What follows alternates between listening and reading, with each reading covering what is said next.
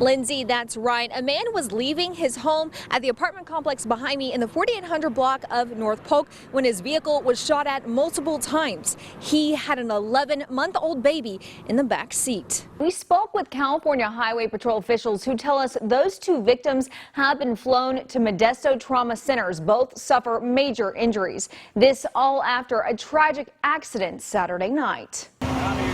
When crews got the call to come out to the scene, it was for a two-vehicle accident and a head-on collision. But when they got here, one of the vehicles had exploded and caught the side of the road on fire. Well, Connie, imagine going without heat for about a month. Folks here at the Central Valley Regional Center decided to close the doors for the day. And instead of seeing clients, they saw extra security. Well, that's right, Ken, Lindsay. We spoke to Ricardo Carrillo soon after he returned home from the hospital. He was still a bit shaken up, but he says he's thankful to be alive after such a vicious attack. Arson and Alex, both sons of Georges, say that they are still hoping for answers, but they have both chosen to forgive. All night, folks have been speculating, what is this? Even you and I were in the newsroom wondering, what could this possibly be? People are posting on our Facebook page, even asking us, but now we can confirm that it was a missile test. Well, that's right, Ken, Lindsay. We spoke to Ricardo Carrillo soon after he returned home from the hospital. He was still a bit shaken up, but he says he's thankful to be alive after such a vicious attack. It all started at about 3:20 Thursday afternoon when police got the call that a boy had been attacked by multiple German Shepherds in the 22,000 block of West Railroad in San Joaquin. 8-year-old Ricardo Carrillo was walking in front of his house with a friend when the neighbor's dogs came after them. He was coming, I told him run, and the dogs got on top of me. Carrillo says that two men got out to help, a school bus driver and someone in a red car. The two men chased off the dogs. His sister, Ana Maldonado, says that their mother also tried to help. I would have reacted the same way my mom did, how they told her to stop because the dogs were going to attack her, but she didn't care. She threw her stuff and she still ran. Here, Carrillo shows us where he was attacked, on his face, his leg, and his arm. And right here, they bit me 3 times. Deputies from the Fresno County Sheriff's Office quickly arrived on scene. One of the dogs quickly became aggressive towards that deputy and was shot and killed. We're told the other dog was brought in by animal control. Both were reportedly not on a leash. I just think they should have kept them on the leash instead of having them out. He was transported to CRMC, but when he got home, family members already had a few surprises for him, including this wrestling champion belt and homemade cards, including encouraging notes. The strongest brother I knew, get well soon, brother. Maldonado says that even after being attacked, her brother continued to thank those who saved him. Even when he was hurting, he still took the time to thank everybody who helped him. Thank you, you saved my life.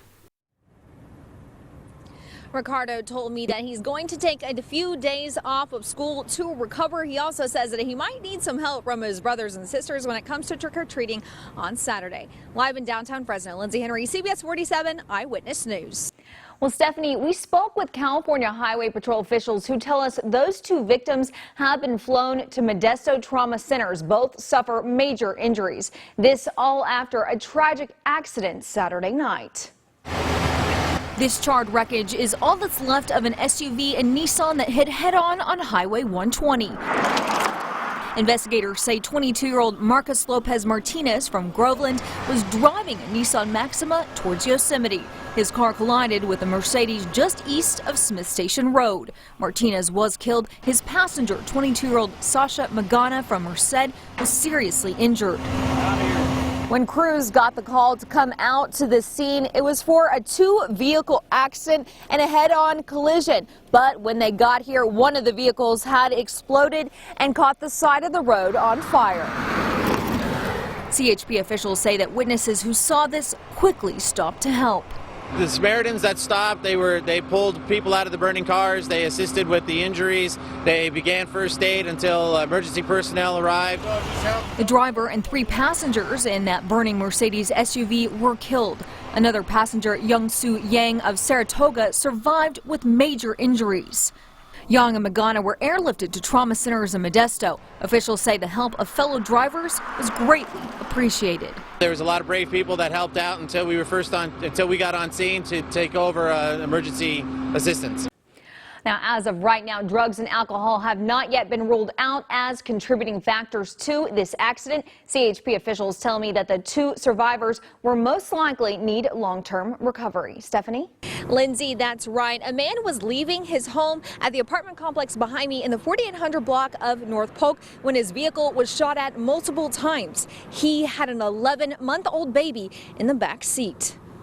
It all started at about 10:40 this morning. Police say a 27-year-old man was leaving the Apple Creek apartment complex when he saw a white Cadillac with two people inside approaching. An occupant of that Cadillac got out and approached his car and started shooting into his car many times. The victim drove away for help and stopped at this Shell station. The victim was struck in the back. He was just grazed by the gunfire, but the shooting could have easily been tragic. Bullets struck just inches away from where an 11-month-old baby was seated in the back of the vehicle. Fortunately, the baby was not hit by gunfire. The baby had minor injuries from glass flying after the shooting. This shooting happened just a day after Police Chief Jerry Dyer spoke at a community meeting in Northwest Fresno, talking about strategies to curb a surge in violence in Northwest Fresno. Predominantly what we've seen is both violent crime and property crime on the rise in Northwest Fresno. Within the last month, there have been multiple shootings in Northwest Fresno, including the murders of brothers Willie and Denzel Ford outside of an apartment complex. There was more gunfire at a vigil for the brothers the following night outside of the murder scene. That created a great deal of concern and anxiety in people up here, and rightfully so.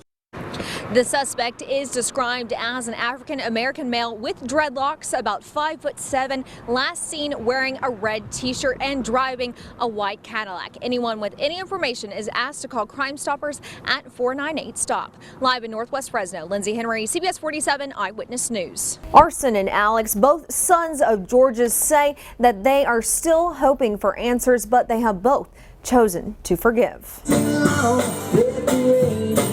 Music fills the air a year after George Sheklian was murdered. There was just a wake of terror. Arson Giorgio, his son, recalls working in the shop with his dad that day. All of a sudden you just heard this boom, and it was him hitting the pavement.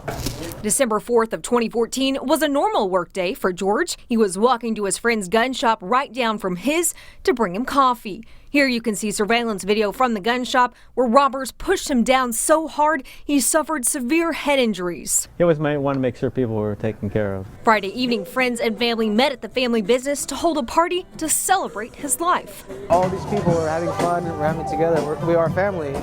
Alex says his parents moved from Argentina, and in 1963 he opened up his business as a cobbler. He gave a business to pass down to his family. He paid off his house, for his kids and have shelter for his family, so he really accomplished the American dream. The Fresno Police Department says that they have recovered 2 of the 3 guns stolen. One of them recovered in Sacramento that was used in several shootings. But that they still need more evidence. There is a lot more investigative work that needs to be done in order to be able to bring this case for a successful prosecution. Arson says that even though his family has forgiven, he still misses his father. It doesn't matter if they catch him or not, it's not going to bring back my dad.